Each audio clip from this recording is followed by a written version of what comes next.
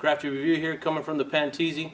Londo and Gabe, you laugh every time I say that. I love it. Are you watching all these reviews? Every time I say that, you do that chuckle. Coming to do a quick review this weekend, and we selected a beer out of Oskar Blues. It's their Deviant Dales.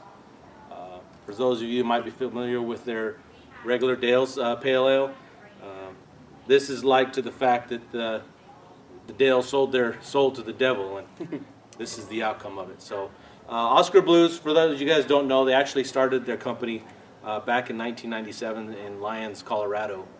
And they're currently in their facility in Longmont, Colorado since 1999. And they've opened a North Carolina facility as well. So you want to talk about a couple of the specs on the beer? Yeah, so Deviant Dale is an IPA. It's running right now at well, I was reading too that it was almost a border of a double IPA. So when you hear double IPA, it's exactly that, right? It's kind of a beefed up IPA. They were saying when I was reading up online too, it was like a big beefy version of their the Dale's Pale. I was drawing a blank there for a second, which I love Dale's Pale. Yep. I really do. It's a good beer. Yeah, so 8% ABV, so it'll knock your socks off if you're not careful with it. 85 on the IBU scale, so it's going to be up there in bitterness. So don't expect it's not for the weak of heart. Don't expect it to be a light beer. But in some of the ones we've had, the IBU can be deceiving. Yep. We've had some, and actually just tried some outside of reviews, that the IBU is really high, but when you taste it, it's well balanced. So yep. It's the way the bitterness rating, like we talked about. It's not so much of the hops. It's just the way they're measuring the IBU. So yeah, and I think don't be discouraged by that by any means by trying it, yeah, because you might be surprised in a lot of ways. And I think it's hop too. I mean, there's hundreds upon hundreds of hops that are available out there. So you're gonna get hops that are stronger than others. So just because it's high up on the IBU scale doesn't necessarily mean it's gonna give you bitter beer face or pucker face with all that bitterness. Right. If they balance it out well with the rest of the malt and with some other hops to kind of clean up, if it is more piney, maybe they balance it off with some citrus right. Or some grapefruit flavor, something like that. You end up getting a beer that, is high in bitterness and high in taste, but it's clean. I mean, we always talk about that when you have a strong beer that you're like, it dries out, it's clean flavor. It's like, damn, that's actually a pretty good beer for being high alcohol or high IBU. It's because they got the recipe right with everything they mixed together. Right. So the interesting thing that I was reading too with Oskar Blues, they're pretty open about ingredients. They're very open about the craft industry. Their brewing processes, hops, malt, everything. I don't know what their thinking was with this because there's nothing. It was hard to find some information on it. Yep. A lot of positive reviews, though. I mean, at least that's one thing I picked up on. So basically, with your IPAs, by default, you should pick up aromas that are citrus flavored, that are grapefruit flavored, more of a piney flavor or aroma, something like that. One thing, this is our partner in crime, by the way, Ernesto. Get him out of the way. One thing that I was reading off online, though, is that Oskar Blues loves Columbus hops. And they love dry hopping with Columbus hop. And for those of you that don't know what dry hopping is when you're actually making a beer, you throw all the hops in there at a certain point of the brewing process. When it's all set, you let it chill somewhere for a while.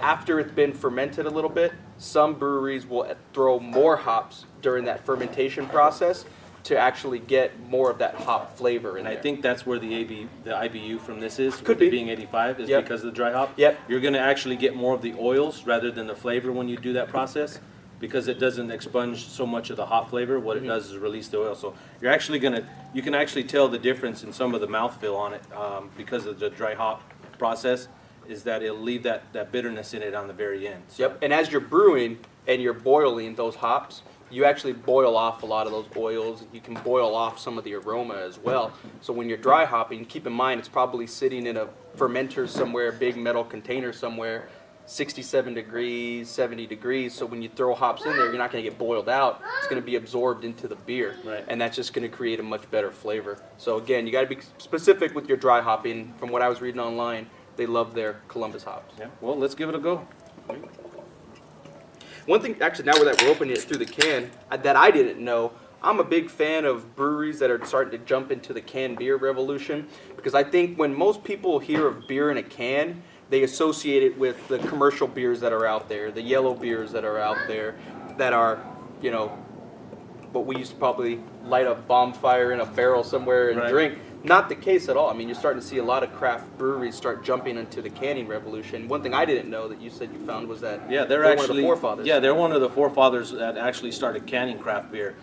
Let's not get it, construed with regular domestics that we're used to. But as far as the craft beer industry, they're one of the founding fathers as far as canning craft. It travels better. It holds up to light, which if you guys have ever read anything up on beer, light is the kryptonite to beer. The more light that it receives, it starts to break down everything. Obviously, lose flavor. It'll go bad faster. But since it's in a can, obviously there's no light getting in. It can stay fresher longer, and again, it's easily packed and transported wherever it's going to be distributed. And then keep in mind, how many places do you go to that you're not even allowed to have glass containers? Right. I actually took a flight back to Ohio, and I flew Frontier Airlines, and they actually had Dale's Pale on the flight because it was in a can. If it was in a bottle, they wouldn't have been able to do it.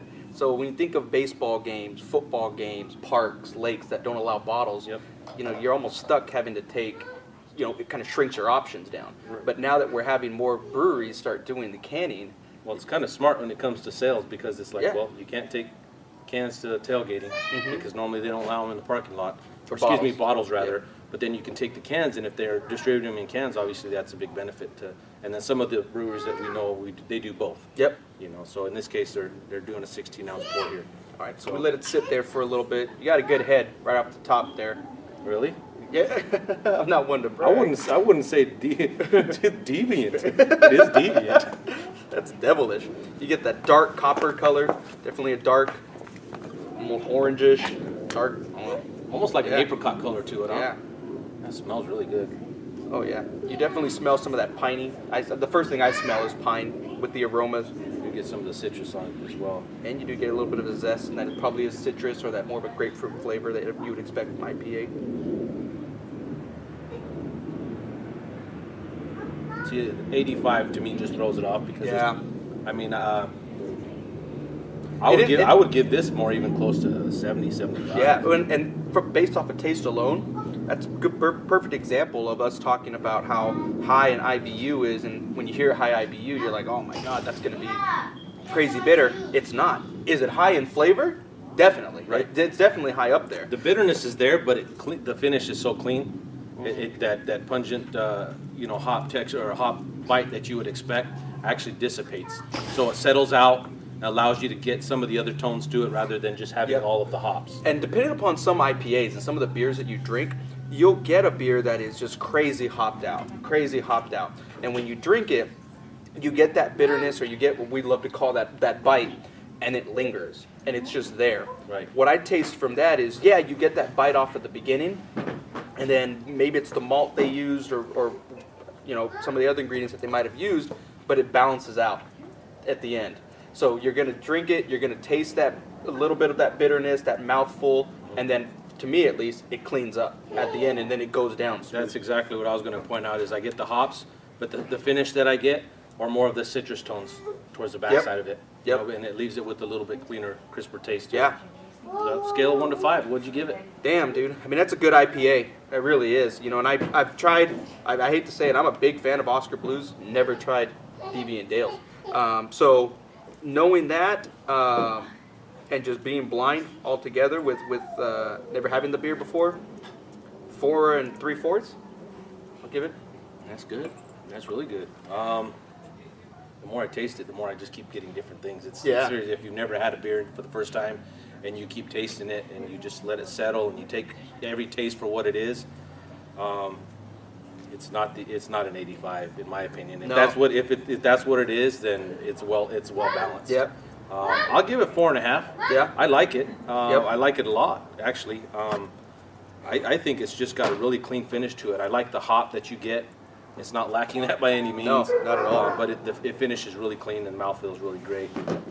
Yeah, I'll give it a 4.5. So Okay. I think we can roll with that. The number one question, would you tap it? Well, not only would I tap it, I'm gonna do a little hard pour here. Nothing wrong with that. Ain't nothing wrong with a little hard pour. Make sure we get that deviant head. That's it. maybe hard. You did it too hardcore. You're too deviant there. Well, that's all right. that makes for a dramatic finish to the piece. I tapped the shit out of this beer. You better believe it. Oskar Blues. If you guys watch some of our other ones, we did one at our American Festival that we had here back in May. And this is actually same brewery. They haven't let us down. The 3 beers that I've had, they're actually really good beers. So hats off to Oskar Blues. Would you tap it? I would tap the shit out of it. It's a good beer. I mean, and Oskar Blues just all together, like you said. I was gonna say the same thing. Just a class act brewery. I mean, they were really cool at American. The beers that they put out are just great beers. I'm not a fan of Pilsners. I remember we were watching Polster Pilsner from Left Hand, and after doing that review, I remember drinking a few more. My wife loves them, but it's Mama's Little Yellow Pills, from Oskar Blues, and that's a good Pilsner too. But all in all, it's a great brewery. Great brewery just to have for craft beer. I mean, it's one of those. Think of it like a football team. Like if you got a good player that leaves the team to go to the rivalry or to another team, you're like, oh, that sucks.